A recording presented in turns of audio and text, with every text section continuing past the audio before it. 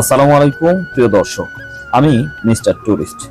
আজকে আপনাদের নিয়ে যাচ্ছি এক চমৎকার ও স্মরণীয় ভ্রমণে, ভাইরাল সেই ভীমরুলি ঝালকাঠির বিখ্যাত পেয়ারা বাগানে। এই ভিডিওতে থাকবে যাত্রাপথের সৌন্দর্য, নদীর নৌকা ভ্রমণ, বাগানের দৃশ্য আর কিছু অনাকাঙ্ক্ষিত মজার মুহূর্ত। চলুন শুরু করি আজকের ভ্রমণ কাহিনী।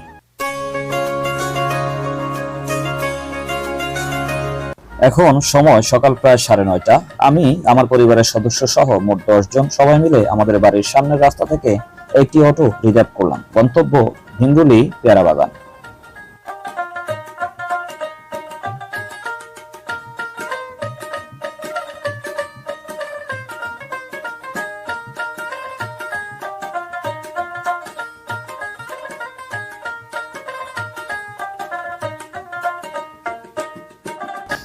অটো ছাড়তেই শুরু হলো গ্রামের পিচঢালা রাস্তায় আমাদের যাত্রা। বাম পাশে ধীর গতিতে বইছে নদী, নদীর ধারে সারি সারি গাছ মাথা উঁচু করে দাঁড়িয়ে আছে।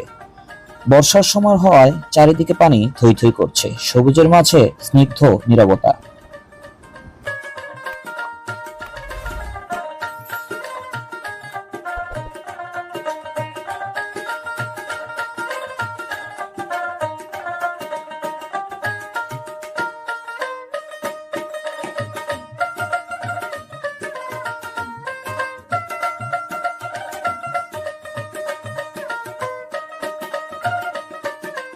পথে যেতে যেতে চোখে পড়লো রাস্তার ধারে ক্যারেটে করে সাজানো টাটকা পেয়ারা, নৌকা থেকে সদ্য নামানো।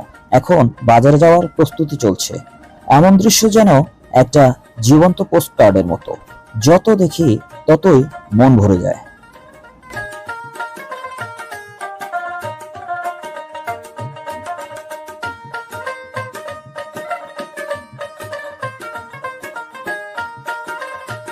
কিছু দূর যেতে না যেতেই একই দৃশ্য আমাদের চোখের সামনে বারবারই ধরা পড়লো, দেখে সত্যি ভালো লাগলো।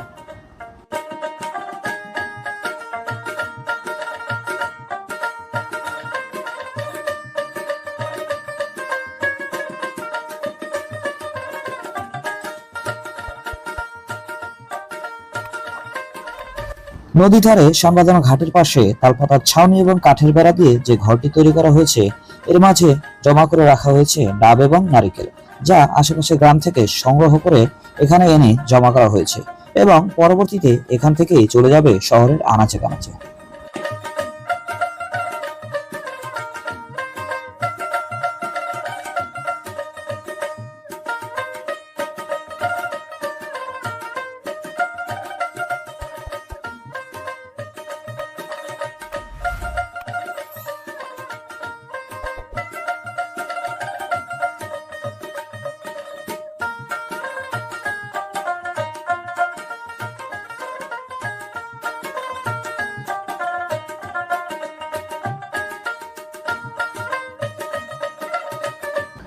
প্রায় 1 ঘন্টা যাত্রা শেষে পৌঁছালাম ভীমরুলি বাজারে। এবার সবার নামার পালা।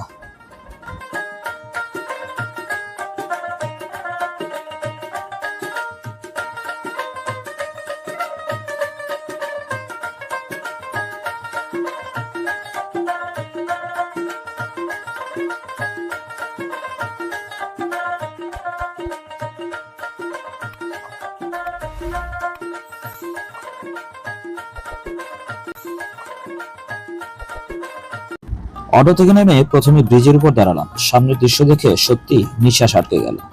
নদীর বুকে সারি সারি ট্রলার এবং নৌকা, নৌকাগুলো প্রায় সবই পেয়ারা বোঝাই।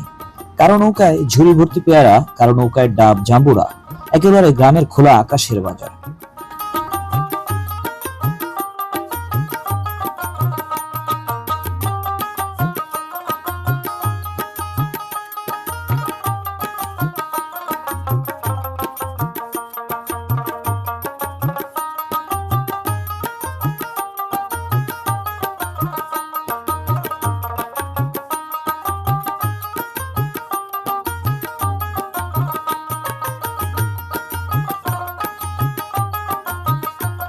ব্রিজ পেরিয়ে গেলাম মন্দিরের সামনে। মন্দিরের নাম আর অবস্থান ক্যামেরায় ধরে রাখলাম স্মৃতির জন্য।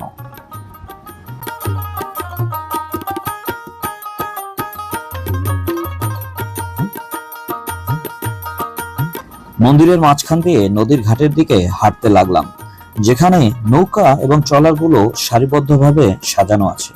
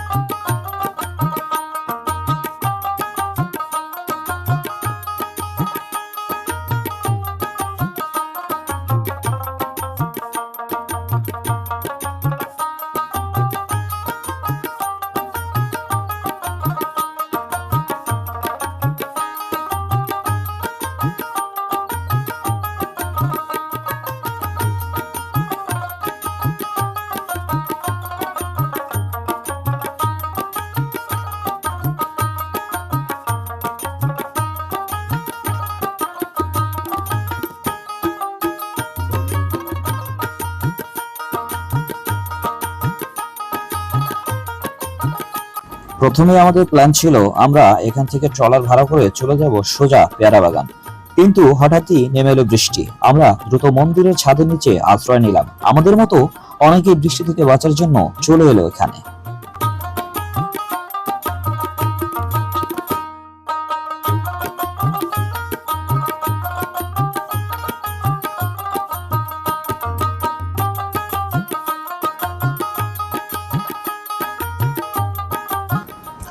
পাশে ছিল ছোট্ট একটি রেস্টুরেন্ট। ঢুকে পড়লাম গরম গরম সিঙ্গারা আর পুরি খেতে। সকাল থেকে তেমন কিছু খাওয়া হয়নি, তাই সিঙ্গারা পুরির সাথে চা নিয়ে বসে পড়লাম। খাওয়ার ফাঁকে জানালার ফাঁক দিয়ে নদীর ভেতরের দৃশ্য ক্যামেরা বন্দি করলাম। বাহ, কি চমৎকার চোখ জুড়ানো দৃশ্য!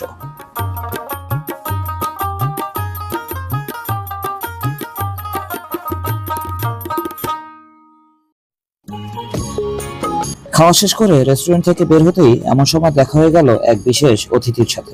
বাংলাদেশের জনপ্রিয় ফুড ব্লগার ফাহিম ভাই, যিনি বাংলাদেশের ফুড রিভিউয়ার নামে পরিচিত।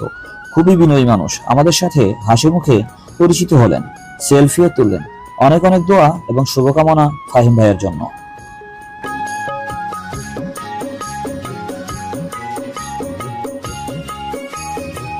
বৃষ্টি থামতেই আমরা চলে গেলাম ট্রলারের দিকে।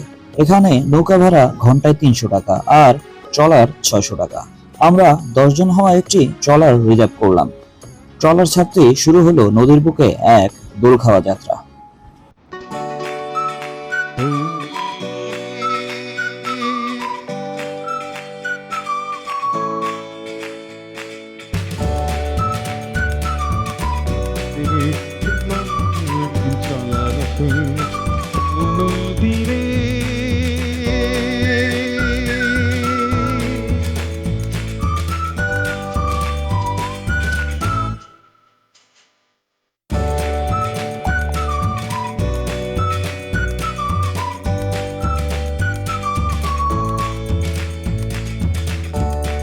চারপাশে নদীর জল, পাশ দিয়ে ট্রলার যাচ্ছে আসছে, আর সবুজ গাছের প্রতিবিম্ব পানিতে পড়ে এক অপূর্ব দৃশ্য তৈরি করছে।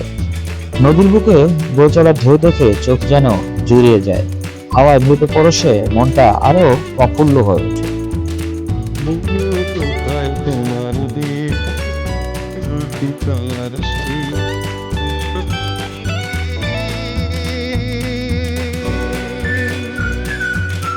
ট্রলারে বসে আমরা কেউ কেউ মোবাইল দিয়ে ভিডিও করছি, কেউ বা সেলফি তুলছি, আবার কেউ বসে প্রকৃতির এই অপূর্ব সৌন্দর্য উপভোগ করছি।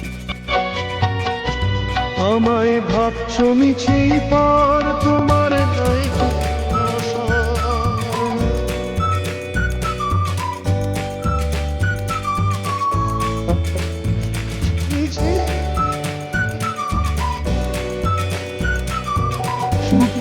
দুঃখের কথা কিছু না আমারে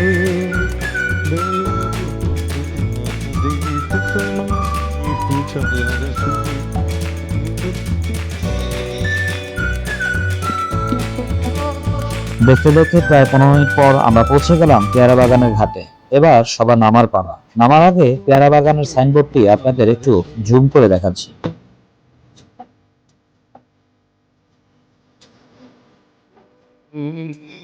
আমাদের মধ্যে 2 জন শিশু হওয়ায় তাদের টিকিট লাগেনি, বাকিরা 30 টাকা করে মোট 240 টাকার টিকিট কেটে ভেতরে ঢুকলাম।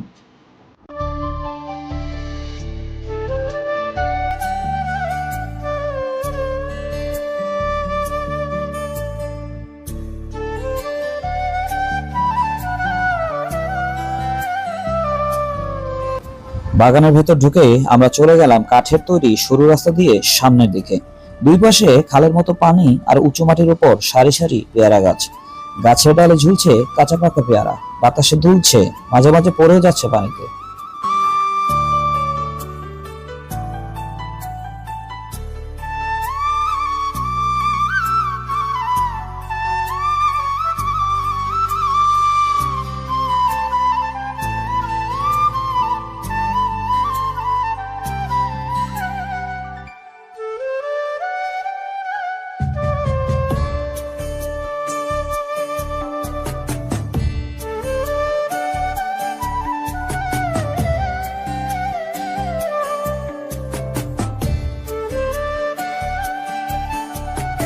হাঁটতে হাঁটতে পৌঁছালাম এক উঁচু দর্শন মঞ্চে। কাঠের সিঁড়ি বেয়ে উপরে উঠতে কিন্তু ভয় লাগছিল, কারণ মঞ্চটা হালকা দুলছিল। তবুও উপরে উঠে চারপাশের দৃশ্য দেখলাম, সবুজে ঘেরা নদী, গাছ আর মানুষজনের সরব উপস্থিতি।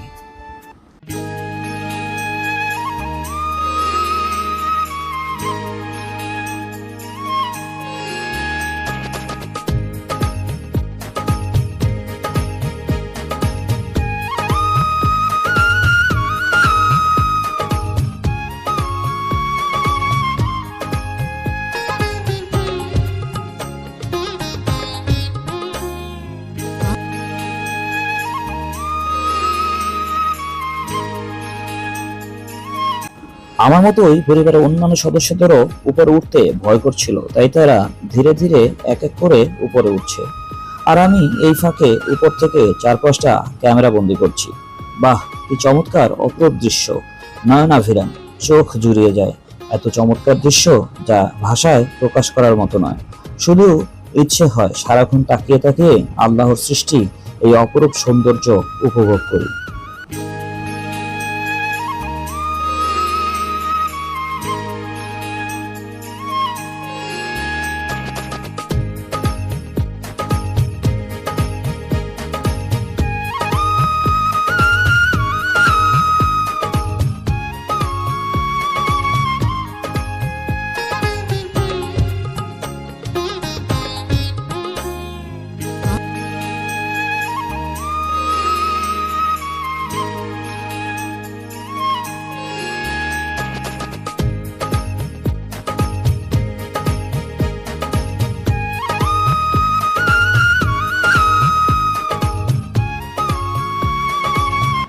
দেখতে দেখতে আমাদের মোটামুটি 30 মিনিট পার হয়ে গেছে।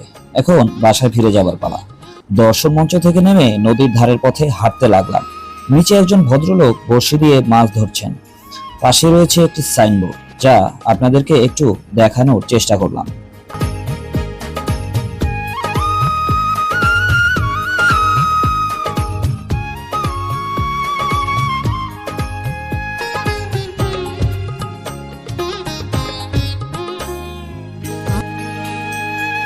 ফিরে যেতে যেতে দেখছি সবাই প্রকৃতিকে যে যার মতো উপভোগ করছে। কোথাও দোলনায় দোল খাচ্ছে কেউ, কোথাও গাছের ছায়ায় বসে আড্ডা দিচ্ছে কেউ।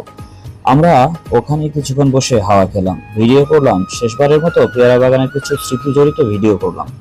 এই শান্ত পরিবেশ যেন শহরের কোলাহল থেকে মুক্তি দেওয়ার মতো এক শান্তির আশ্রয়।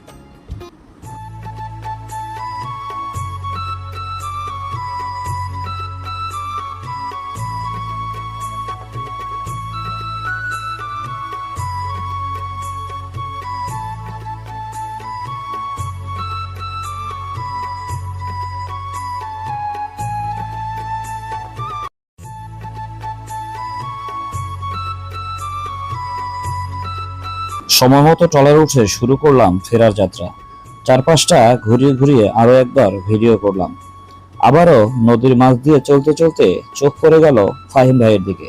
সম্ভবত উনিও আমাদের সাথে একই সময়ে ফিরছিলেন।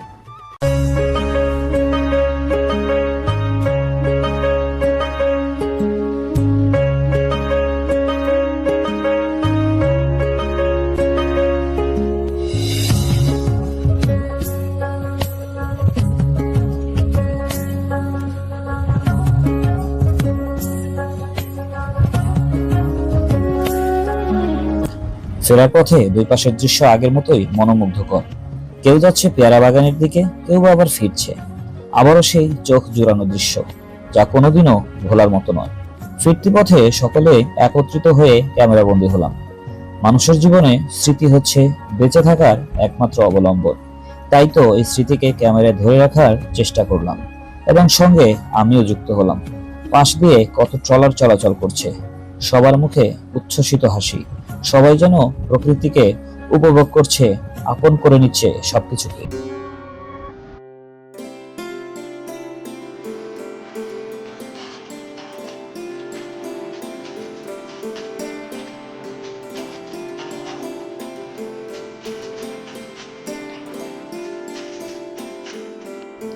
আমাদের ট্রলার ধীরে ধীরে ঘাটে এসে পৌঁছালো। এবার সবার ট্রলার থেকে নামার পালা, আর ফিরে যেতে হবে আপন আপন নীড়ে। আর এভাবে শেষ হলো আজকের ভীমরুলি ঝালকাঠি পেয়ারা বাগান ভ্রমণ। শুরু থেকে শেষ পর্যন্ত চেষ্টা করেছি আপনাদের চোখের সামনে তুলে ধরতে এই যাত্রার প্রতিটি মুহূর্ত। যদি ভিডিওটি ভালো লাগে, প্রিয়জনের সাথে অবশ্যই শেয়ার করবেন। আর আমার চ্যানেলে নতুন হয়ে থাকলে অবশ্যই মিস্টার টুরিস্ট চ্যানেলটিকে সাবস্ক্রাইব করতে কিন্তু ভুলবেন না। ভালো লাগলে লাইক দিয়ে সুন্দর একটি কমেন্ট করে যাবেন। আবার দেখা হবে নতুন কোনো ভ্রমণ কাহিনীতে। ততদিন সবাই ভালো থাকবেন, সুস্থ থাকবেন। আল্লাহ হাফেজ, আসসালামু আলাইকুম। কথা